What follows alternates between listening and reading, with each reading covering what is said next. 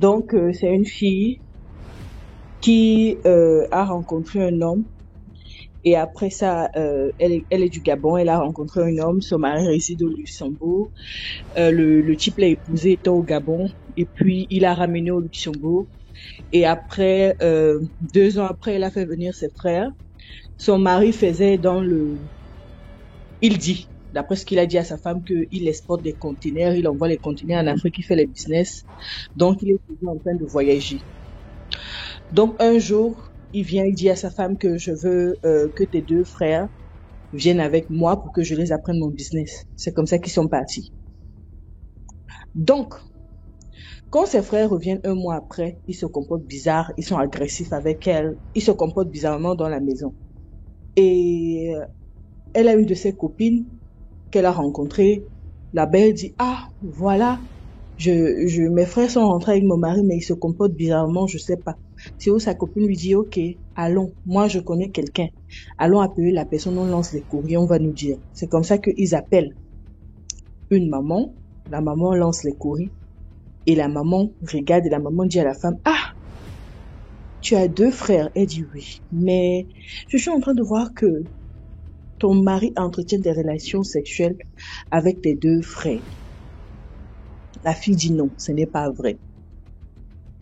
La maman dit ok, la maman lui dit encore qu'il y a un de tes frères, que c'est lui maintenant la source de ton argent. Elle comprend pas, elle savait pas que ça concerne son mari. La maman dit non, la source de ton argent, l'argent que tu manges tous les jours, c'est l'un de tes frères, ton dernier petit, le plus jeune, c'est lui la source de l'argent. Donc maintenant là, c'est lui qui est tout dans votre maison.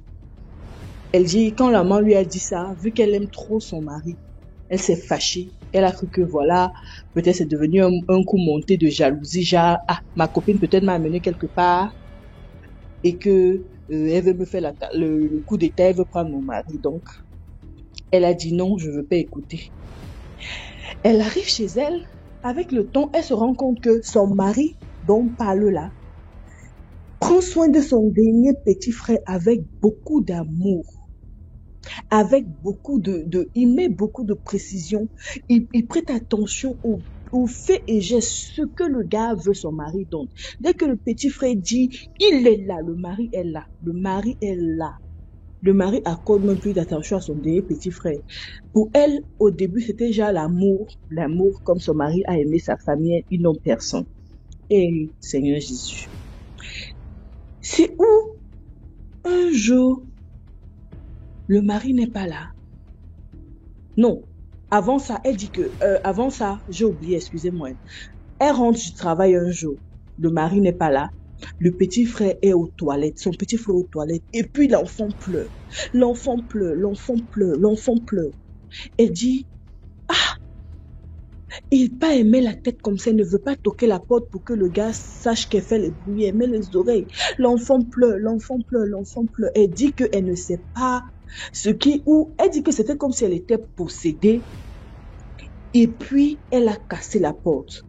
Donc, son petit frère avait environ d'après ce qu'elle m'a dit, elle me dit qu'elle a 32 ans. Et que, donc, si elle m'a juste donné son âge, elle a 32 ans, elle m'a pas dit son petit frère, mais bon, quand moi je regarde, parce qu'elle m'a envoyé la photo d'elle et ses frères, quand je regarde la photo d'elle et ses frères, moi, selon moi, son petit frère, son petit frère peut avoir dans les 15 ans, 14 ans, parce qu'il va encore au lycée. Donc, il a 15 ans, 14 ans, disons ça comme ça. Donc, c'est comme ça que elle casse la porte et voit l'enfant est accroupi. Et puis elle regarde dans la peignoir et elle voit l'argent. La fille dit qu'elle voit les liasses d'argent. Elle dit que mais ça, l'argent, c'est son dos. Elle demande à son petit frère, elle commence à pleurer, elle crie. Elle demande à son petit frère que c'est quoi ça.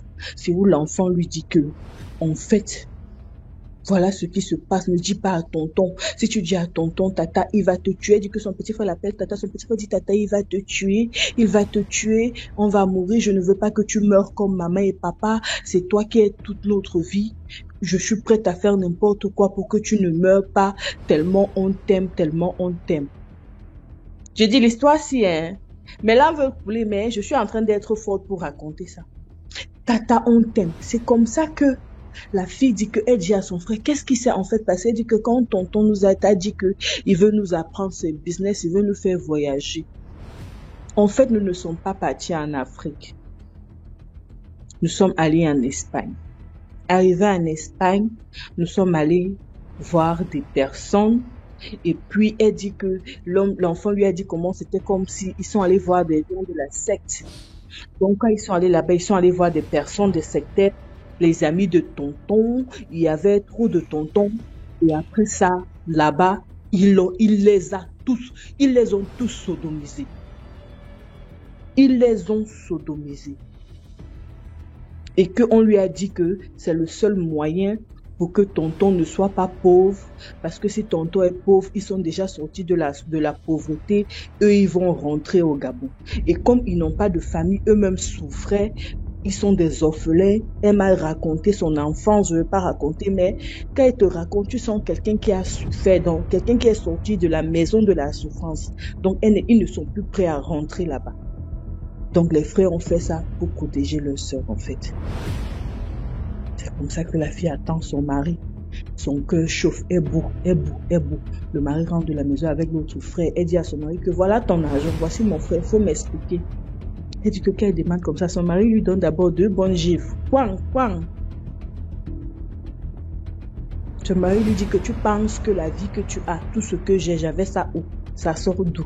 Calme-toi, continue à manger notre argent. Si ça ne va pas, toi et tes frères, je vous renvoie. Où je vous ai ramassé dans le puits, où je vous ai ramassé la saleté où vous êtes sortis. Et puis, je vous renvoie là-bas. Et puis, je détruis ta vie. C'est toi qui paies. La fille dit qu'elle n'avait pas le choix. Elle était obligée. Eh, Seigneur, la souffrance. C'est où? Elle dit qu'elle était obligée d'accepter ça à ce moment-là. Elle a accepté ça à ce moment-là. Elle a attaché le cœur et elle a commencé à chercher des solutions dehors. Maintenant, elle a rencontré une fille. Elle rencontre une fille congolaise et la fille congolaise lui dit qu'elle raconte son histoire. Elle dit que quand elle prenait les métros ou les trains, elle dit que quand tu la vois même dans les transports, elle est toute seule. Les larmes coulent. C'est comme ça qu'une Congolaise, une fille s'approche d'elle, elle raconte, elle dit qu'elle ne pouvait pas serrer. C'était comme si la fille, c'est Dieu qui avait envoyé la fille, autant pour moi. C'est Dieu qui avait envoyé la fille. J'ai dit autant pour moi quand j'ai dit Jésus parce qu'il y a plusieurs, il y a des musulmans, donc je veux pas que quelqu'un se sente gêné. Donc c'est comme si c'est Dieu qui avait envoyé la fille. Et puis la fille a commencé à lui dire, ma sœur, je connais ton problème, explique-moi. Elle dit qu'elle a raconté son histoire à la fille. Quand elle raconte l'histoire à la fille, c'est où la fille lui dit que voilà ce qu'on va faire. Tu vas t'enfuir avec tes frères. Et puis, moi, je vais t'aider. C'est comme ça que la fille a commencé à l'aider, aider. Elle a fait les papiers. Son mari, elle a fait les faux passeports. Et quand Dieu veut t'aider, elle a fait les faux passeports. Elle a fait les trucs. Elle dit qu'elle s'est retrouvée ici aux États-Unis. Elle ne sait pas comment elle a fait. Elle dit qu'elle ne sait pas comment elle a fait. Elle s'est retrouvée aux États-Unis. Elle a fui.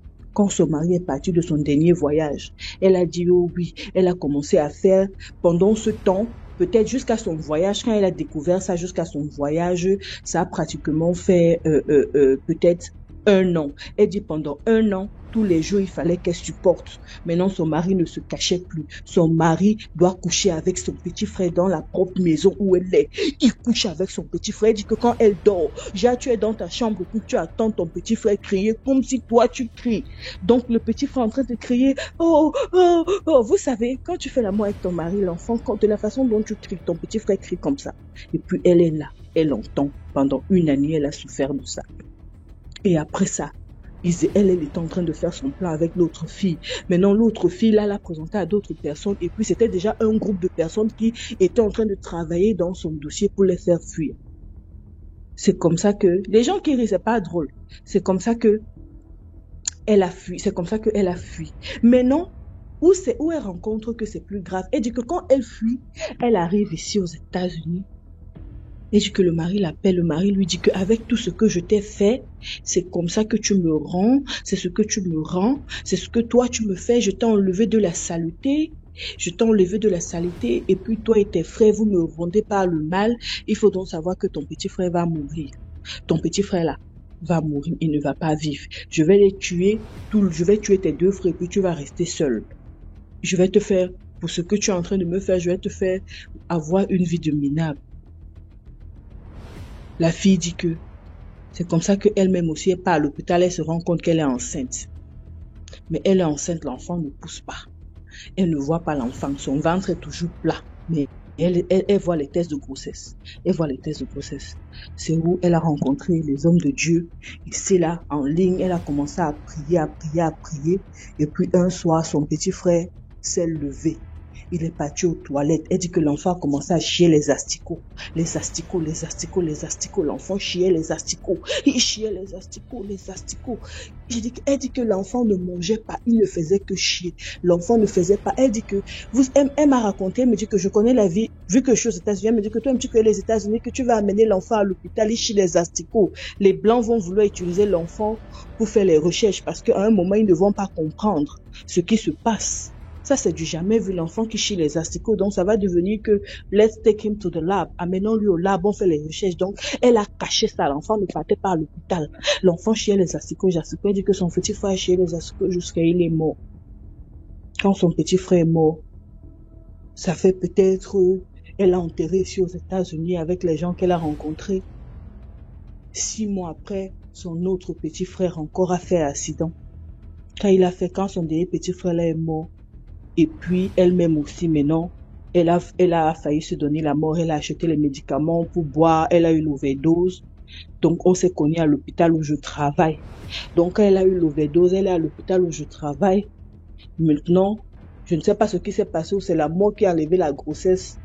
Elle n'était plus enceinte. Donc, à l'hôpital où je travaille, je suis sa nurse. C'est une histoire qui est présente. À l'hôpital où je travaille, je suis sa nurse. Donc, je l'ai connue comment? Parce qu'on m'a dit qu'il y a une Africaine. Parce qu'au travail, on sait que je parle français. Donc, du coup, quand il y a quelqu'un de nouveau qui parle français ou un patient vient, on me dit que, il y a quelqu'un qui parle français là-bas. Il y a quelqu'un qui parle français. Donc, c'est où j'arrive, je trouve qu'elle parle français. C'est où je demande à la fille que ma soeur, c'est quoi? La fille coule seulement les larmes, me raconter même. Donc, c'est comme ça que elle est à l'hôpital. Moi, j'ai ramené ses bagages chez moi parce la personne chez qui elle habitait, quand elle venait d'arriver ici, a eu peur. Parce que tu viens d'arriver chez moi, tu perds tes 2 frères, l'autre chez les asticots, on l'a mis dehors. Donc, elle n'avait plus où aller, c'est où elle a eu à faire l'overdose. Donc, actuellement, elle va sortir de l'hôpital dimanche ou samedi par la grâce de Dieu. Elle va venir pour le moment vivre avec moi. Donc, c'est juste une histoire. Pour dire vrai, je ne lui ai pas dit que je vais raconter son histoire, mais je raconte son histoire. Pourquoi? Parce que vraiment, c'est juste pour nous édifier. Vous savez, nous les femmes, surtout plusieurs filles, nous racontons, les gens qu'on rencontre de nos jours, ne nous précipitons pas. La vie, cherchons l'argent. Que ce soit les femmes, que ce soit les hommes, nous-mêmes les femmes, on peut devenir ce qu'on veut. Tu n'as pas besoin de voir un homme qui a l'argent pour être quelque chose. C'est vrai, les gens souffrent. Mais dans la souffrance, on peut aussi devenir quelque chose. S'il vous plaît. C'est un peu la morale. On doit faire attention. La vie. DMG, si tu vois cette fille-là, j'ai dit que comme j'ai ton compte personnel, peut-être pour quelques saluts aussi, je vais lui dire. Vraiment, elle a besoin d'aide. DMG, si tu vois cette fille-là, tu vas comprendre qu'il y a des gens qui souffrent. Et elle dit que tout ça à cause de la souffrance. S'il vous plaît, c'est vrai qu'on souffre. C'est vrai qu'il y a la souffrance en Afrique. Je sais qu'il y a des gens qui n'ont même pas de devant derrière. Mais, s'il vous plaît, on doit se battre. Battons-nous nous-mêmes. Même si c'est n'importe quoi. Et puis, elle aussi m'a dit quelque chose que elle pouvait même faire les petits commerces, mais elle se sentait trop bien. Parce que c'était une belle fille quand tu vois ses photos. Elle se sentait trop belle pour faire les commerces. Trop belle. Donc, dans le trop belle là, voilà, elle a ramassé sa mort. Donc, vraiment, on doit faire très attention. Donc, DMG, c'est l'histoire comme ça. Merci beaucoup pour l'histoire, Letty. De rien, man, dans les commentaires. Dans les commentaires.